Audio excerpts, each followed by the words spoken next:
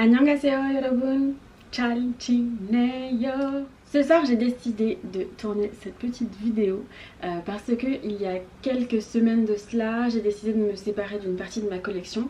En fait le fait d'avoir fait la vidéo il n'y a pas longtemps sur la collection, enfin la partie de ma collection que j'ai emmenée ici en Corée du Sud, ça m'a fait complètement réaliser que toutes les pièces de luxe que j'ai en maroquinerie, et même petite maroquinerie hein, mais là je vais me concentrer sur la maroquinerie dans cette vidéo.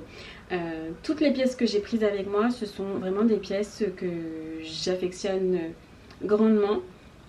Et toutes celles que j'ai laissées, à l'exception de une, c'est certain, et peut-être une autre, donc une seconde, sur laquelle j'hésite encore, je me suis dit qu'en fait je les porte soit jamais, soit très peu, soit ça me fait pas spécialement plaisir même quand je les porte. Donc je me suis dit que j'allais m'en séparer prochainement.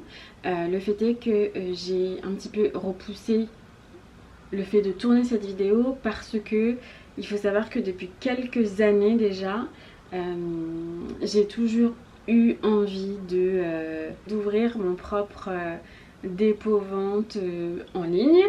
Et il se trouve que ici, vous le savez, donc j'ai une amie proche, un ami voilà, que j'affectionne particulièrement, qui lui a quitté son travail il n'y a pas très longtemps et est en pleine réflexion pour lancer son propre business qui serait en fait un sorte de service de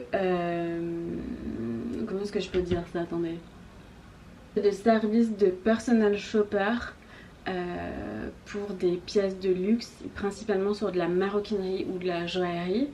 Et en fait, en discutant, à chaque fois, on se dit, mais en fait, c'est marrant parce que ces business, enfin, ce à quoi on pense tous les deux, ça peut être complètement complémentaire en un sens. Et donc voilà, on s'était dit que voilà, peut-être qu'il faudrait réfléchir à faire un truc ensemble pour élargir un petit peu notre clientèle, notre champ de vision. Se dire aussi que moi, avec mes connaissances des pièces, on va dire, lui, sa vision un peu plus businessman et le fait que moi, potentiellement, bah, je connais le marché français-européen et lui ici, Corée du Sud, Japon, Taïwan, etc. Ça peut être hyper intéressant, hyper complémentaire. Donc c'est pour ça que j'avais un petit peu repoussé, on va dire, le fait de tourner cette vidéo pour vous proposer et vous montrer les futures pièces que je voulais vendre, parce que je m'étais dit, bon ben en fait si ça aboutit rapidement notre projet, peut-être que je pourrais les mettre en ligne directement sur ma propre plateforme et ça aiderait voilà, au lancement de l'activité, etc. C'est quelque chose sur lequel je réfléchis toujours. De toutes les façons, toutes les pièces que je vais vous montrer aujourd'hui, je ne les ai pas avec moi ici en Corée du Sud. Donc il faudra attendre que je sois en France. Donc mon petit retour en France, voilà, prochainement, mais quand même dans plusieurs semaines, pour que je puisse voilà, les mettre en ligne et on verra sur quelle plateforme je le ferai bien entendu. Mais voilà, c'était pour vous donner un petit peu l'introduction et voilà. Je sais pas s'il y a un truc à rajouter. Bon, je me rends compte que j'ai hyper mal expliqué. C'est peut-être parce que j'ai filmé la vidéo à 23h, mais en tous les cas, c'est un petit peu plus qu'un dépôt-vente. L'idée, c'est vraiment d'acheter des pièces à des particuliers donc elles seront complètement à nous de les revendre. Donc on aura vraiment notre propre boutique et ce ne sera pas simplement de la consigne d'articles de luxe en fait. Voilà. Et comme il y a un très gros marché ici en Asie, surtout en Corée du Sud où ce marché-là il est en pleine expansion, les produits qui sont appréciés sont très différents de ce qu'on peut avoir en France. Donc c'est ça qui est hyper intéressant aussi, ça nous permettrait de combiner un petit peu ces deux marchés-là. Et ce qui est hyper intéressant aussi pour nous, c'est que notamment en Corée du Sud et Japon, il y a beaucoup de dépôts-ventes de luxe, de pièces vintage, et on aimerait bien peut-être créer un axe voilà, sur plus spécifique sur la partie vintage. Mais ça, voilà, on est encore en pleine réflexion. Donc c'est hyper cool parce qu'on a des idées. Mais voilà, on est vraiment la phase de réflexion. On voit ce qu'on peut faire, ce qu'on a envie de faire, ce qui nous fait plaisir, sachant que ce serait pas du tout notre métier principal à tous les deux, peut-être à lui mais pas du tout à moi, parce que j'adore mon métier, mais ce serait voilà plus un à côté, donc on essaie de voir comment ça peut se conjuguer et se goupiller s'entrecroiser avec notre vie actuelle. Voilà, j'espère que les explications complémentaires vous auront aidé à y voir plus clair. Donc ce que j'ai fait pour pouvoir quand même vous montrer des visuels, parce que c'est ça qui va être le plus intéressant je pense pour vous qui regardez cette vidéo, j'ai repris une de mes anciennes vidéos sur ma collection, comme ça je vous installerai les images des produits qui n'ont pas bougé depuis, parce que c'est des produits comme je vous l'ai dit que je porte pas, donc c'est en très bon état encore. Là, en fait, il y a 2 vidéos que je vais repasser. Là, pour l'instant, je vais en repasser qu'une. Donc, considérez cette vidéo comme une première partie. Et puis, on fera la prochaine partie une prochaine fois. Voilà. Donc, ce qu'on va faire ce soir, c'est que et je vais vous montrer les pièces et je vais en même temps regarder sur Vestiaire Collective un petit peu les prix de vente pour essayer voilà, de les fixer ensemble. Comme ça, vous aurez une petite idée des prix voilà, approximatifs que je mettrai pour chacune de mes pièces. J'avais regardé il y a quelques semaines de façon assez aléatoire et très rapide. Ça me paraissait parfois assez étonnant. Donc je compte sur vous aussi si vous avez des connaissances sur voilà, la maroquinerie de luxe, etc. Seconde main, à m'indiquer voilà, ce que vous pensez des prix que j'imagine pour le moment, sachant que je n'ai jamais vendu un seul sac de luxe voilà, dans ma vie. Donc je sais pas du tout où est-ce que ça peut commencer en termes de prix, où est-ce que ça peut, voilà, enfin, jusqu'où ça peut aller. Donc on va voir ça ensemble. Donc le premier sac dont je vais me séparer, c'est un sac Saint-Laurent, c'est le Loulou de Saint-Laurent. Il me semble que c'est la plus petite taille. Je suis pas très douée pour me souvenir des différentes variantes de taille, donc je remettrai ensuite toutes les dimensions, etc. Mais en tous les cas, pour celui-ci, je suis presque certaine que c'est la plus petite taille. C'est un sac que j'ai vraiment très peu mis, donc il est vraiment en bon état quand même. Assez étonnant sur Vestiaire Collective parce que pour des produits qui sont mentionnés en très bon état, il y a vraiment un panel de prix qui est assez différent. Donc j'essaierai de vous mettre à l'écran aussi les prix, mais vous avez du... actuellement, il y a le même modèle qui a 1188 €. Donc, je crois que c'est la même dimension, long cuir noir. Celui-ci, il est à 2176 €, pareil, très bon état, c'est la même taille. Et celui-ci, il est à 1925 €. Ça me paraît sincèrement énorme pour un loulou. Moi, je voyais un petit peu un prix autour peut-être des 1100 €, mais vraiment pas plus quoi. Donc pour l'instant, le prix que je vais arrêter pour ce loulou de Saint-Laurent petite taille, couleur noire, ce sera 1100 €. Ensuite, j'ai un sac dont j'ignore complètement le nom. Je pense que c'est un cabas avec une fermeture éclair. Il est en agneau lisse rose. Il est d'une très bonne taille parce que je l'ai beaucoup utilisé en bagage à main pour prendre le train ou pour prendre l'avion. Mon ordinateur rentre dedans, alors pas celui-ci qui est un 11,7 pouces ou 11,6 pouces, je ne sais plus, c'est un très vieux modèle. Mais la taille plus grande, je crois que c'était un 15 pouces, il rentrait parfaitement dedans. Donc c'est une très bonne taille. Là je vois qu'il y a exactement le même modèle avec le même coloris à 1100 €. Et il y en a un autre qui est pareil, est-ce qu'il est en bon état? Très bon état, qui est à 649 €. Donc en fait le prix, d'un coup il double, c'est incroyable. Moi pour celui-ci, ce que j'imaginais, c'est déjà pas du tout au-dessus de la barre des 1000 €, pas du tout. J'aurais bien aimé en avoir 750 €, 800 €, mais on verra en fait si si ça peut être cohérent. Là je vois que 2 modèles qui ont exactement le même coloris et dans le même état, mais comme c'est une couleur vive, je préfère vraiment me référer sur les modèles qui ont vraiment la même couleur, parce que je pense que si on prend un bleu marine ou un noir, tout de suite ils vont être un petit peu plus chers à mon avis, puisque ça va être des couleurs qui sont un petit peu plus intemporelles. En tous les cas, je fais une parenthèse aussi, sachez que je ne suis pas fixée donc à vendre mes sacs sur Vestiaire Collective. Je sais que sur ce site là il y a une grosse marge de commission. Donc voilà, là je vous parle des prix qui seront affichés, donc c'est pas forcément ce que j'aurai dans ma poche à la fin, mais voilà, il faut que ce soit cohérent et donc voilà. Ensuite je pense que vous allez être plutôt content parce que j'ai 2 sacs Niki de Saint Laurent que je voudrais vendre. Je pense que ce n'est pas la plus petite taille parce qu'il existe vraiment une toute petite taille comme ça et que j'aime bien en fait, donc je me demande si faudrait pas que je trouve quelqu'un avec qui faire potentiellement un échange, mais en tous les cas moi j'ai 2 sacs, je pense que c'est la taille entre les deux ou peut-être la taille la plus grande, je ne sais pas trop.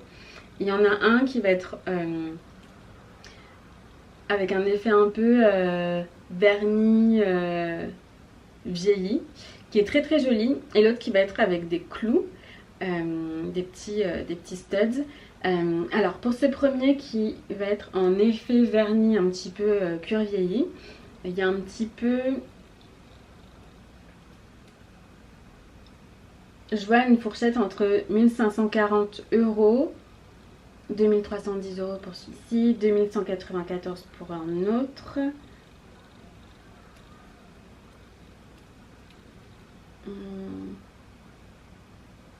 Moi je pense que je vais peut-être le mettre sur le prix le plus bas pour le moment. Donc là il est à 1540, je pense que je le mettrai potentiellement à 1600. Oh, mais attends, pour celui en cuir vieilli, il y a aussi... Ça va jusqu'à 2745 €. Mais c'est dingue. Mais c'est énormissime. Je vais remettre mes lunettes tout de même parce que je ne vois plus très bien.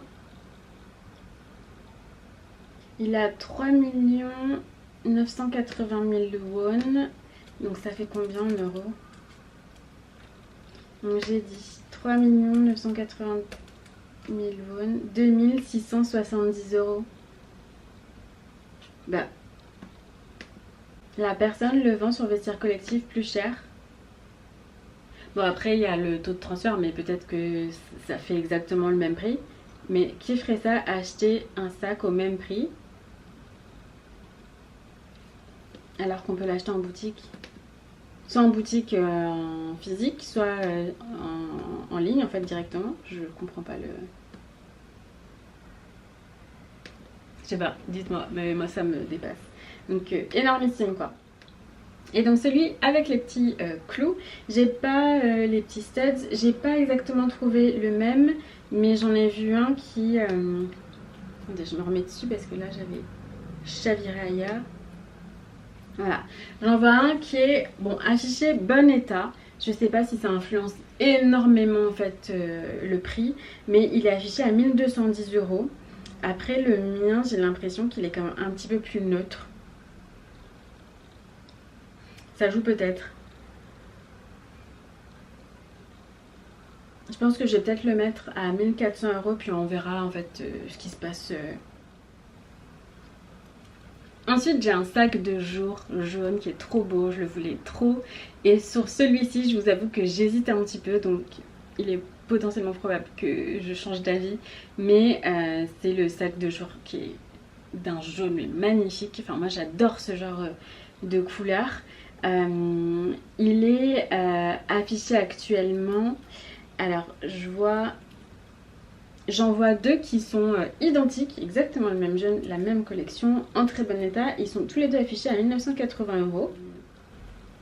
Ensuite j'ai un sac qui ressemble au sac collège mais qui n'est pas le sac collège. Je crois qu'il est appelé le Giant Envelope.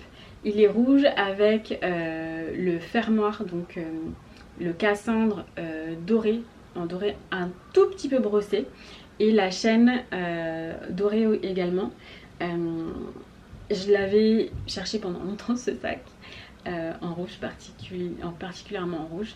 Et j'ai été contente de l'avoir. Et puis en fait j'ai deux sacs d'un très beau rouge. Donc j'ai mon Bottega Veneta et celui-ci. Et en fait je me rends compte que quand j'ai envie d'avoir du rouge, je préfère 1000 fois prendre mon Bottega Veneta parce que c'est un des seuls sacs souples que j'ai. Qui je trouve fait autant habillé que décontracté, etc. Donc j'ai tendance toujours à mettre ce Bottega Veneta. Et voilà, qui est un porté aussi très différent de tous les autres sacs que j'ai. J'ai beaucoup de sacs en fait avec des chaînes, même s'il y a un empiècement en cuir sur celui-ci pour pas faire mal la os là qui sortent. Mais celui-ci j'ai décidé de m'en séparer. Il n'est pas en excellent état, donc je le mettrai pas en très bon état. J'ai juste marqué bon état parce que je sais plus où, mais il a ce qu'on appelle le lining quelque part qui est un petit peu effiloché. Donc ça je peux l'améliorer avant de le vendre, mais en tous les cas voilà, il n'est pas en très bon état, donc faut être honnête. Voilà. Donc là c'est marrant parce que je vois deux sacs qui sont à 2100 € et 1870 € et ils sont aussi indiqués en bon état. Donc je pense que je prendrai le prix le plus bas pour ce sac là, sachant qu'il me semble qu'il est plus fait. Voilà, le Giant Envelope comme cela, vraiment tout en rigide, je crois qu'il est plus produit. Donc voilà, c'est un petit sac qui ne vit plus actuellement. Et alors c'est trop drôle parce que je me rends compte qu'on est focus sur du Saint Laurent. Mais j'ai quand même un sac Balenciaga qui date de 2009,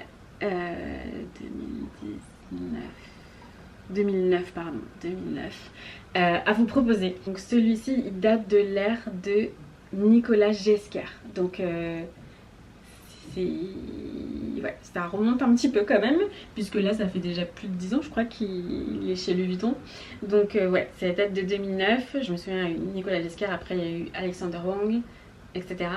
Donc voilà, c'est un sac que j'ai depuis très longtemps, mais que j'ai jamais vraiment porté. Donc je me souviens que le nom s'appelle le Pompon, c'est le sac Pompon, il y avait deux tailles, le petit et le plus grand. Et en fait j'avais eu en vente privée, j'étais tombée sur celui en grande taille malgré le fait que je voulais le petit. Et je pense que c'est ça aussi qui a joué, qui a fait que finalement je ne l'ai jamais vraiment porté. Il a une très belle couleur, c'est un bleu gris très très joli, très passe-partout. Les rivets sont argentés, ça va vraiment très très bien ensemble. Et alors c'est trop drôle parce qu'il y a quelques temps j'étais à Hong Kong et que qu'est-ce que je vois en boutique, en fait ils ont refait cette version là du pompon ils ont refait cette version du pompon et qu'ils ont appelé je crois le Kaggle 2 ou un truc comme ça. Et je me suis dit non mais c'est incroyable quoi, incroyable. Et donc je peux à la fois me baser sur ce nouveau modèle et sur l'ancien. L'ancien je vois qu'il y a des modèles qui ont été vendus il n'y a pas longtemps à 450 €. Bon état. Le mien il est vraiment presque neuf. Mais voilà, c'est un petit prix du coup, 450 €. Et là il y en a un actuellement qui est à 680 €. Un autre qui est à 565 €. Donc voilà, on va être sur un très petit prix pour un beau sac, excellent état. Donc trop cool. Et pour vous donner un ordre d'idée, je mettrai sur le côté. Ça c'est le nouveau modèle qui vient de sortir et que j'ai vu en boutique, qui est exactement le même. Et là vous voyez, ah bah d'ailleurs il y a marqué le même nom. Je me suis peut-être trompée sur le nom, c'est peut-être pas le Kaggle version je sais pas quoi. Kaggle qui est vraiment un nom pour un sac, mais bon moi j'aime pas trop. Mais vous voyez celui-ci il est à 2090 €, comme quoi c'est voilà. Et la seule différence à mon sens c'est qu'il y a une pochette qui est vraiment accrochée à l'intérieur dans le fond du sac. Et il y a un miroir aussi en forme de cœur qui est très joli. Moi il y a un miroir mais il est en rectangle, voilà. Donc c'est presque pareil. J'espère que la sélection vous plaît potentiellement. N'hésitez pas à me donner un peu vos ordres d'idées, vos ordres de prix. Je sais qu'il y en a certains d'entre vous qui ont de bonnes connaissances aussi, donc n'hésitez pas à me conseiller. Je prends et de toutes les façons on a le temps, voilà, puisque j'ai pas besoin de vendre mes sacs pour faire un projet ou racheter d'autres sacs ou des choses comme ça, donc on a le temps. Et voilà, j'espère que cette vidéo vous a plu. Je vous fais plein de bisous et je vous dis à bientôt dans une prochaine vidéo. Bisous!